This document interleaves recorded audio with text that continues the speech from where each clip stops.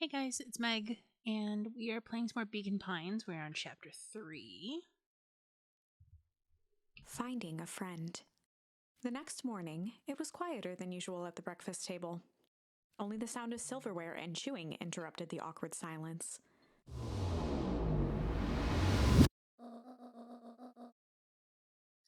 I finished jarring a mess of jam last night. Uh-huh. So that'll need to get delivered into town today. Okay. So what did you and Rolo get up to yesterday? Oh, nothing interesting. Mm-mm. Someone's writing us out. Hello. Calm down. No, of course it was the right thing to do. Start gathering folks. I'll be right there. Are you sure there isn't anything you want to tell me about yesterday? Anything I want to tell you? Not really. We just sort of ran around a bit. Gran's brow furrowed. Mm-mm. She let out a long sigh. Her voice was quiet and even. I have to go take care of something. You are to stay in this house for the day. Under no circumstance are you to leave. What? If I am not back by dinner, there is stew in the icebox. But nothing. You are to stay here. Understand? Yeah. Say it. I'll stay here till you get back. Good. Oh, and Luca, you left the icebox open yesterday. We're not made of money, you know. Born in a barn. Well, that was strange.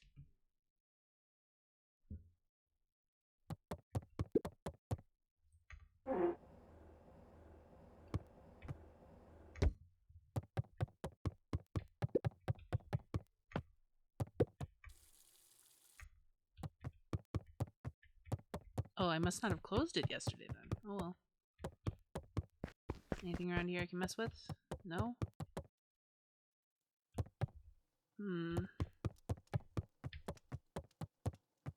An eerie electronic sound echoed from Luca's bedroom. Mm-mm. Hello? Is anyone there? That's his parents' room, so this used to be his. Is it this way? Oh, the walkie-talkie. Hello? Rolo, is that you?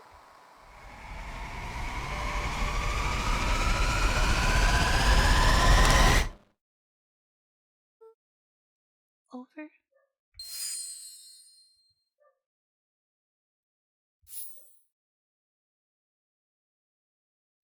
That was strange. Okay,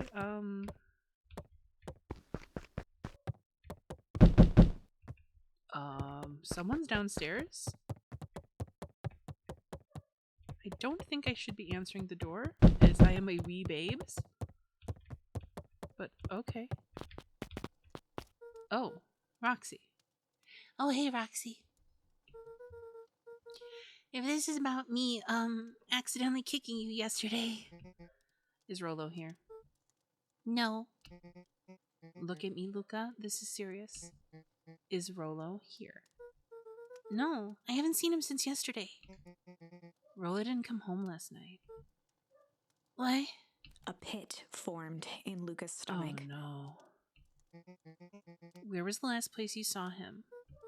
Oh, we were playing around in Weepwood, and then it was late and we went home. Weepwood? If he's alive, I'm going to kill that little creep. Is there anything else? Anything he said? Luca's mouth felt dry. No. We were just messing around. Okay. I need to go let people know to check the woods. You just stay out of trouble. Go see if he's hiding in the library or something. Luca could feel his heart beating in his throat. But I'm not supposed to leave the house. Rollo. Where are you? Okay, I guess we have to leave.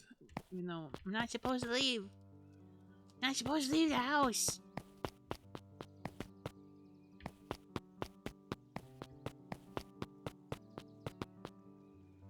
Where's the library? Hey, Bert. You seen Rollo? Nope. Though I've mostly been talking to clipboards. They're setting up lots of stuff for the festival. This one said he had to process some answers. Told him that was fine. I'll wait right here until he gets back. Alright. I'm not gonna stand there and look cool. Where's the library? We really need to get back to work. Just a couple more minutes. If Roxy said she'll be here, then she'll be here. I just don't see why I'm standing around, doing nothing, and waiting for Roxy, when I should be standing around, doing nothing, and getting paid for it. Come on, Lumi, Roxy needs our help. Yeah, well, good intentions don't qualify as legal tender. Tender. Ooh.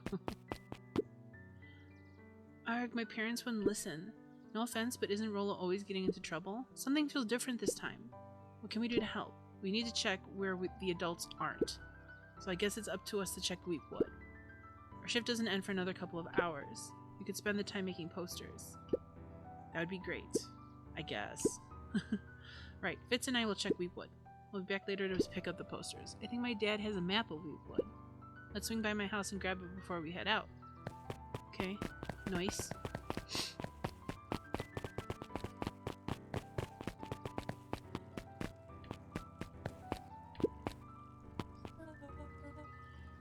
Oh, she's pretty. What's this about a missing child? I must stress that the situation is completely under control. It just all seems so terrible. And you're sure there's nothing we can do to help? Nonsense, young Mr. Cotter will turn up safe and sound, I am certain. You just focus on settling it. I trust my sister has supplied you with suitable lodgings. Oh yes, Miss Valentine has been more than accommodating. We're just telling our daughter Beck that... Now where did she run off to? I need to put chapstick on, excuse me. Pardon me while I do this. Where the heck is the library? Is it a little further down?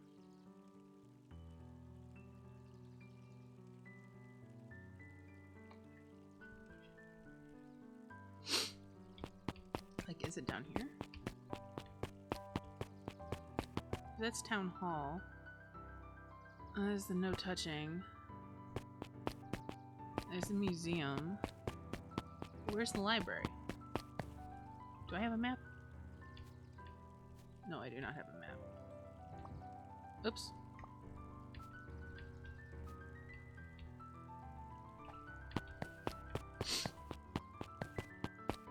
Oh, here's the library.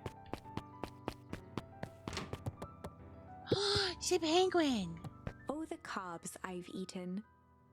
A salad-centric travel guide for the mildly adventurous. Okay. Sally Seashore's simple succulent sundries. Oh boy. Luca brushed off a smudge of dust. Or maybe it was flour. 30 recipes so easy you'll doubt it's even edible. Succulent. A peek behind the curtain. The methods and ruminations of Patrick C. Montesquieu. One of the greatest acting minds of our time. By Patrick C. Montesquieu. Oof. Alright, anything over here that I can peruse? There were rarely any actual new additions. Simply a variety of existing content rotated into the front display each week. Not fooling anyone. Kato volunteered at the library during the summers. He wasn't very social, so he'd dedicate each summer to becoming an expert in a single subject, making him a reliable source of very particular knowledge. If you were to ask Kato something he didn't know, he'd escape into the dusty old bookshelves and return with just the right thing. Hey, Kato. Kato was lost in his reading. Luca crooked his neck to see the title, Introduction to Melitology. Oh, hey, Luca, you snuck up on me. Oh, he's so cute. So freaking cute. Good book? Didn't know, just started it. He gestured to the shelves. I'm really finding out of books I haven't read yet. So now it's on to the wonderful world of bees. Turns out bees are pretty cool. For instance, did you know that around 70% of bee species actually live in underground tunnels? Or that if there are two queens in a hive, they will fight to the death for supremacy? Fight. That's interesting, but you haven't seen Rolo around recently, have you? Not since yesterday. Keep an eye out for him, okay? Sure thing. If I see him, you'll be the first to know.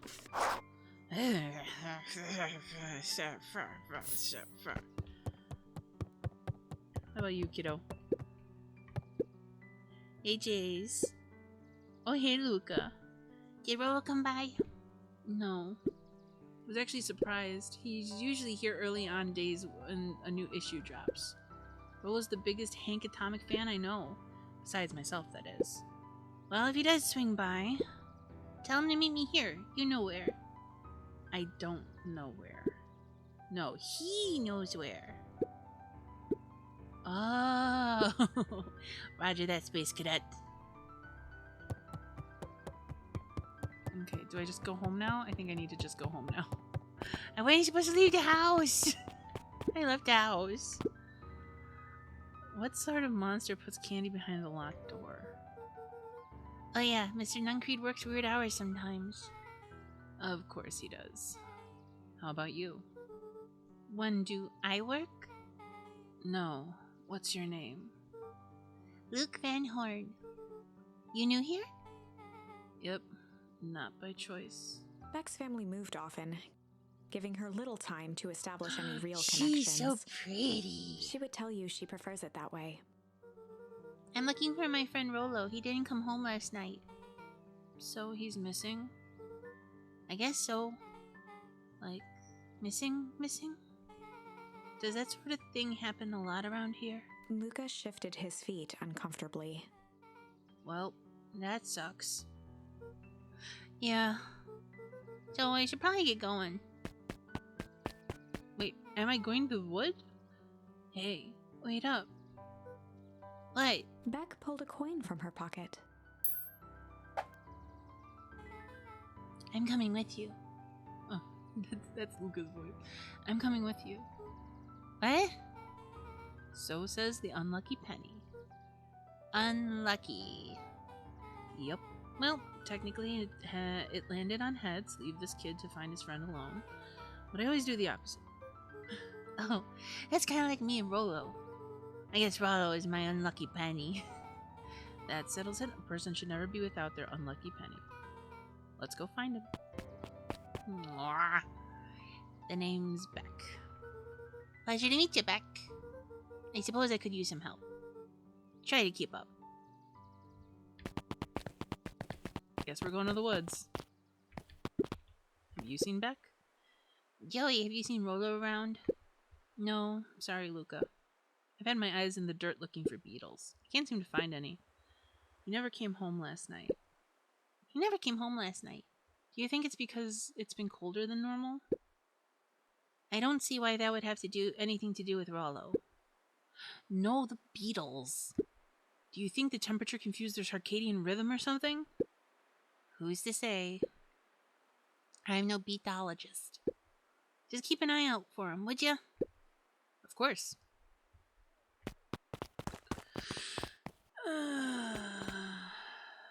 Oh, someone boarded it up now. Dang, they boarded up the way in. I don't need that anymore. Hey, Luca, It looks like a path goes this way. Alright. Let's go.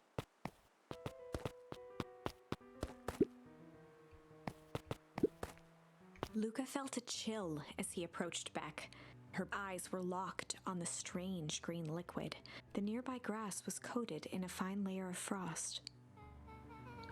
Is this sort of thing normal around here?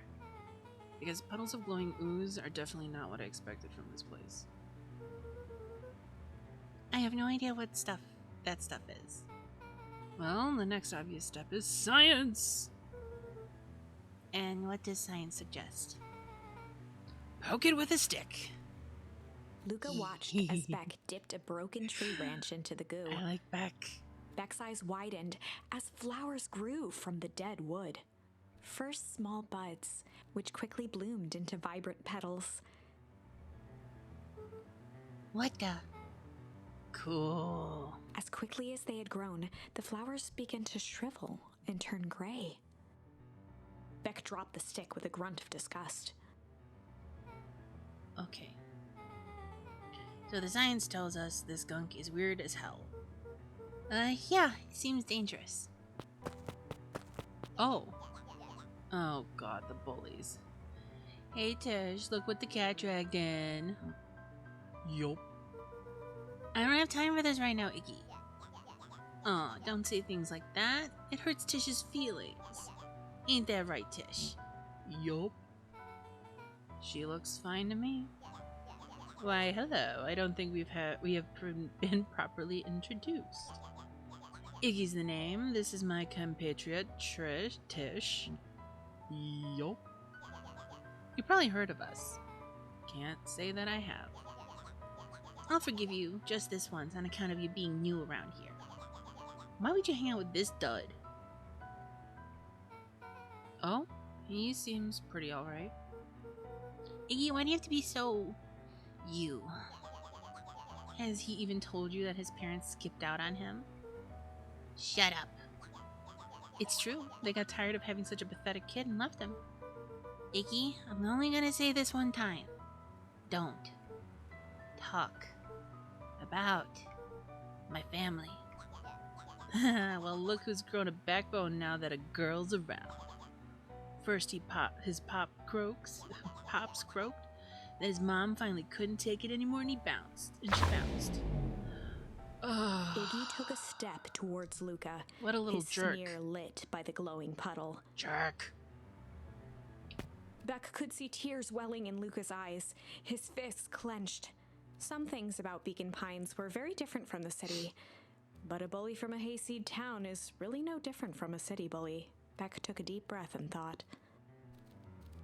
Well, time to bust out the tickle or the strange? The strange. Well, time to bust out the strange. Alright, Luca, looks like you need a little mud bath. What's wrong with you, new kid? We're about to pound your friend. Beck stared in silence, the only sign of life being the twitch of an eye. It's weird when people don't talk. Yup. Stop being a weirdo. Hello? Are you some kind of wackadoo? Makes sense, wackadoos travel in packs, eh, dud? At the sight of Iggy taunting Beck, something in Luca snapped. Iggy's smirk shifted to a look of shock as Luca launched himself into his stomach. Ah! Iggy's clothes were drenched in the glowing ooze. No! You jerk, my clothes are ruined. I'm gonna... Iggy's voice began to slur as he struggled to get up. Uh-oh. Struggle. I don't feel so good. Help? I'm sorry. I just... Oh, shit. Yup? Oh. That was intense. Iggy's gonna be okay, right? Nothing about this seems okay. The person at the warehouse, this strange ooze, and what it did to Iggy. Was Rollo caught up in all of this?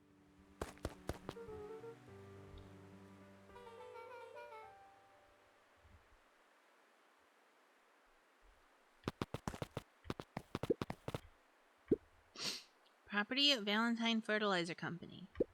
Looks old. Okay.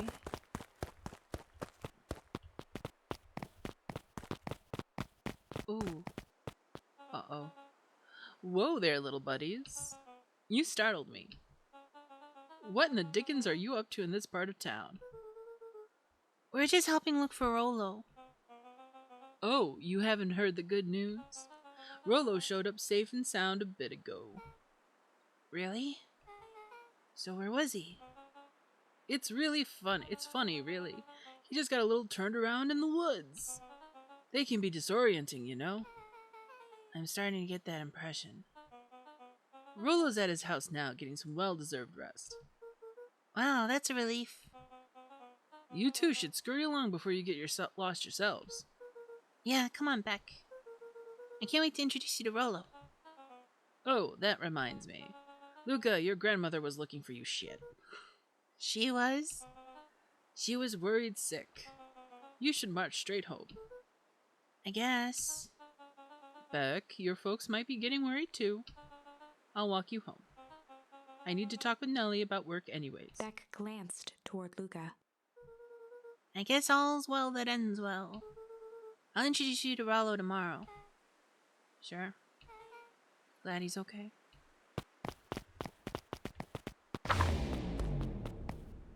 Rolo was safe.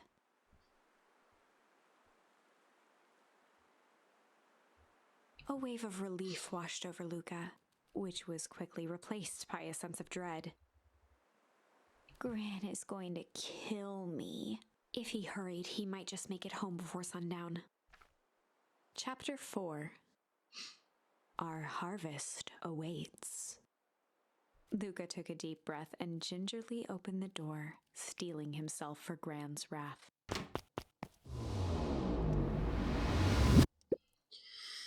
Gran? I'm home. Everything's fine. Gran? Gran? I know I wasn't supposed to go anywhere. I was just helping look for Rolo. Oh, she's not in here. Gran? Roxy came over. She was worried about him, so I figured you wouldn't mind if I helped look for him. Turns out Rolo is safe and sound. Can't talk. I can't talk. I can't speak. Okay. Is she in our room? Luca was alone. The house was empty. So, Gran's not back yet. I guess that's a good thing. Nothing to do now but sleep, I guess. Hup. Luca was sitting by the pond, listening to small waves lap against a rock. His father sat in a folding chair in front of him. Without turning, he spoke. "Why don't you grab me some nice bait?" "Sure thing, Dad." Luca hopped over to the tackle box and popped open the inside was a rolling, buzzing mass. "We're fishing with bees?" Luca's father gave a warm chuckle. "Well, you catch more fish with bees than honey. Pick us out a good one." What? Luca closed his eyes and plucked out a bee. He could feel its wings struggle between his finger and thumb. Holding it at arm's length, he hurried over. His father deftly baited the hook and examined his work. "Interesting choice." With a practiced flick of the wrist, the line buzzed in a graceful arc. The water accepted it without a splash or ripple. The wrong choice, but I respect it. What? The pond began to freeze over. "Sometimes we gotta make the wrong choice before we can make it right." Pallid ice propagated across the still surface with an alarming speed. Luca scrambled back as the ground beneath him turned cold. "Dad, I don't understand." "Sorry, kiddo. Understanding isn't always part of the deal." The relentless ice shot through the fishing line toward his father. "Dad, look out!" His father casually wound the reel. "None of it's your fault, you know. Never was." "Dad, we have to go!" Luca grabbed his father's shoulders, trying to pull him away. What a dream. I mean, God. "Please, you have to run!" The ice crackled as it spread across his father's hands. That's the thing about fishing, Luca. His chest began to crystallize. You can't run? You toss your hook in, and you never know what you're gonna pull out. A shock of searing cold ran up Luca's arms. He gave one last desperate tug. The chair tipped backwards in a single frozen mass. Did his dad shatter? Luca tried to stop the momentum, but it was too late. He watched the icy form of his father slam into the hard ground, shattering into 1,000 pieces that crowded around his feet. Dad, Their I imagery don't is very understand. nice. What does all this mean? The gentle rustle of leaves was the only reply.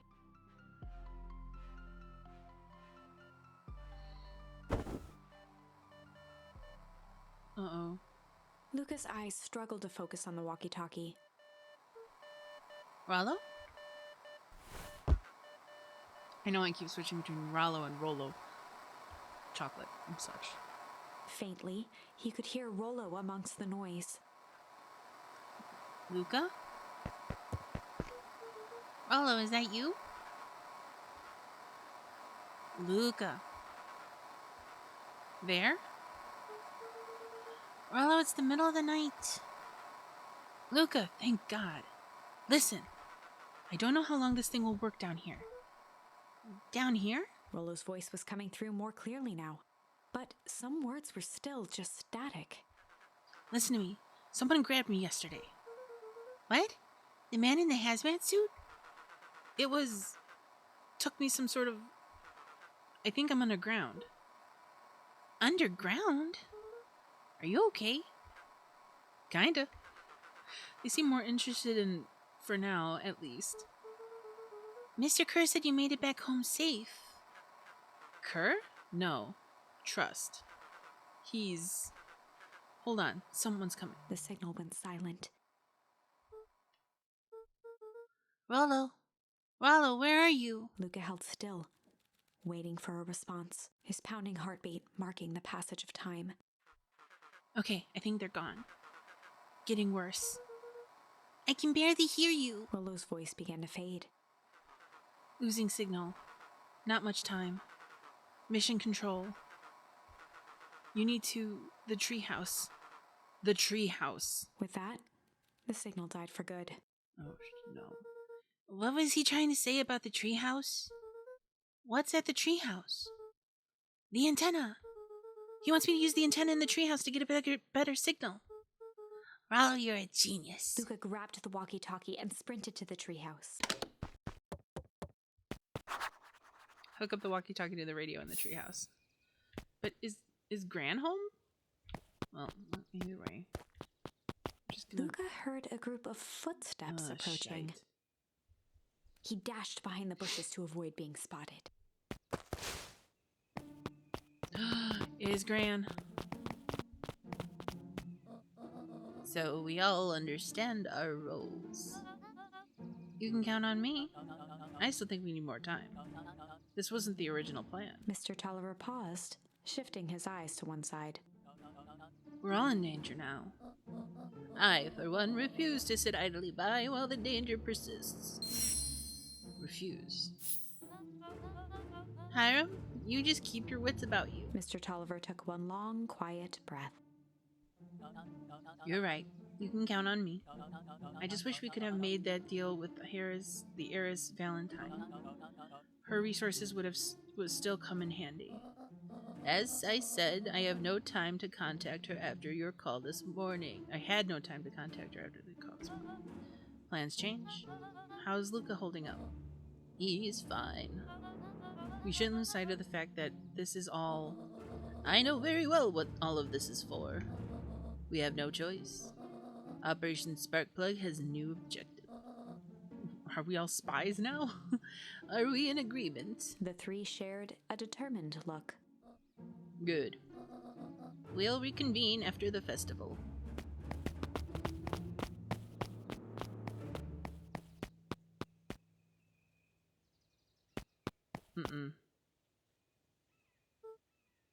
Gran, why are you meeting with Mrs. Fratelli and Mr. Tolliver late at night?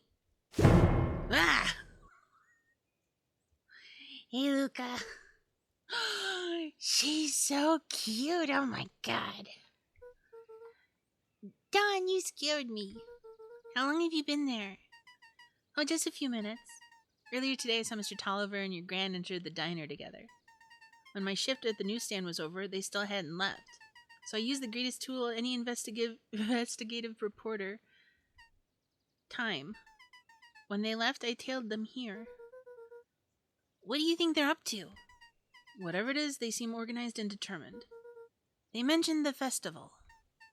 Yeah, I heard that too. Has your grand been doing anything different recently? Anything strange?